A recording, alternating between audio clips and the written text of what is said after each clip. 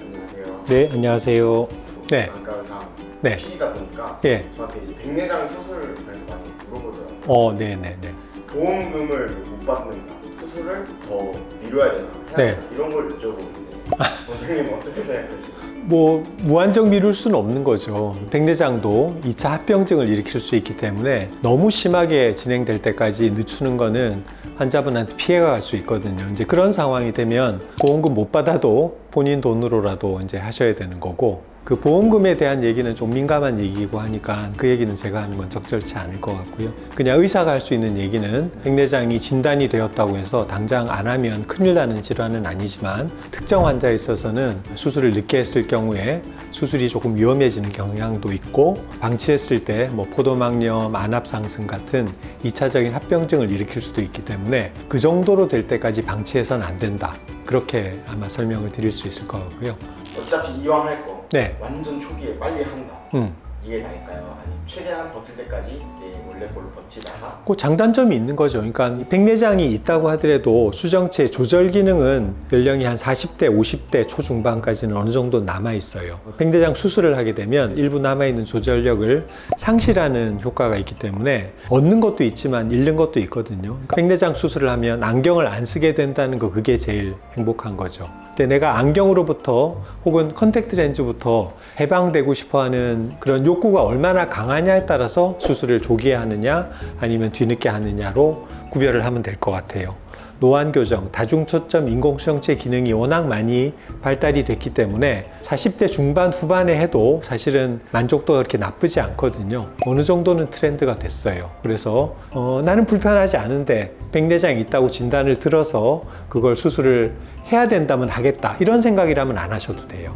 저는 백내장이 심하지 않을 때는 환자분한테 얼마나 불편한지 여쭤봐요. 생활할 때 불편하냐, 안경을 벗고 싶으냐. 그래서 그런 두 가지를 여쭤보고 안경을 벗고 싶기도 하고 불편하기도 하다고 하면 수술을 당장 하는 거고요. 초기에 하는 거고, 그렇지 않으면 조금 더 지켜보다가 환자분이 불편하셨을 때 하셔도 된다, 이렇게 설명을 드립니다. 정답은 없어요. 저는 병원에 검사 받았는데 네. 무조건 수술해야 된다. 네. 이렇게 하는 병원은 좀 그건 조금 의심을 해봐야 될 것 같아요. 네.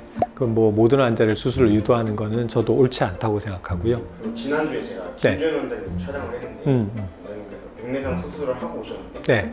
너무 힘든 수술이었다고. 아, 그래요? 막 땀이 막 나고. 백내장이 진행이 많이 되면 수술의 난이도가 점점 높아져요. 수술할 때 조건들이 굉장히 좋은 사람들이 있거든요. 약을 넣었을 때 산동도 잘 되고 수정체도 그렇게 심하게 단단하지 않고 피질도 그렇게 많이 끈적거리지 않고, 그리고 환자가 또 협조도 잘하고, 이런 좋은 케이스들이 있는가 하면 고령의 환자들, 협조 안 되는 환자에다가 동공은 요만해가지고 약을 넣어도 잘 커지지도 않고 수정체는 엄청 단단하고, 이런 분들은 정말 수술이 난이도가 굉장히 높아요. 환자의 어떤 상황에 따라서 수술이 얼마나 쉬우냐 어려우냐가 결정되는데, 대개의 경우는 백내장이 진행하면 진행할수록 수술의 난이도는 조금씩 높아지게 돼 있어요. 그래서 수술을 너무 늦추지 말라고 하는 이유 중에 하나도, 수술하다가 이런저런 수술 도중에 합병증이 생기면 결과가 의외로 나쁠 수도 있거든요. 그렇게 될 때까지 방치해서는 안 된다는 게 이제 의사들의 권고인 거죠. 네. 그래서 그 부분은 새겨서 들으실 필요가 있습니다. 그분은 80대 환자분이시죠. 그러면 환자가 협조가 아마 잘 안 됐을 거예요. 그리고 동공이 잘 커지지 않았을 거고, 80대면 수정체가 굉장히 핵경화가 굉장히 심했을 거예요. 초음파로 수술할 때 너무 딱딱한 백내장은 조각을 내기도 힘들고 흡인하는 것도 굉장히 힘들고 각막에도 손상이 가고 여러 가지 안압도 상승할 수 있고 굉장히 문제가 많이 생길 수가 있어요. 그래서 요즘은 그렇게 늦게까지, 나이가 들 때까지 백내장을 방치하는 거는 별로 의사들은 권하지 않습니다. 눈을 보면 네. 수정체 약간 이렇게 둥글스름하잖아요.